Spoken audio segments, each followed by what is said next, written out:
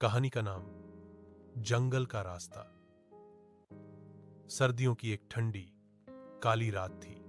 आसमान पर बादल छाए थे और दूर से बस उल्लुओं की आवाजें आ रही थीं। रवि अपने गांव लौट रहा था, लेकिन मुख्य रास्ता बंद था, इसलिए उसे पुराने जंगल वाले रास्ते से जाना पड़ा।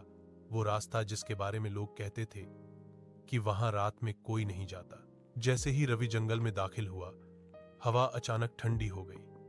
पेड़ों की डालियां ऐसे हिल रही थीं जैसे किसी ने उन्हें जोर से पकड़ा हो। चारों ओर सन्नाटा था, बस उसके कदमों की आवाज गूंज रही थी।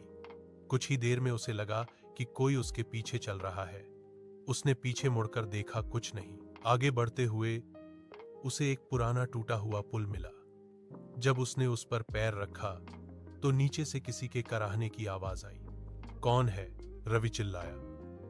जवाब में बस हवा ने उसकी बात को दोहराया, कौन है? अब उसके कदम तेज हो गए।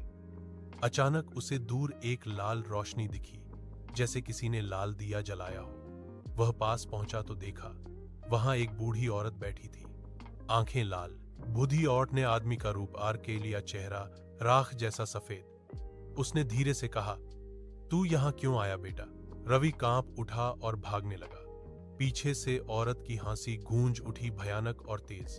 पर जब वह गांव के किनारे पहुंचा तो देखा कि वही औरत अब उसके सामने खड़ी थी, मगर अब उसके चेहरे पर मुस्कान थी।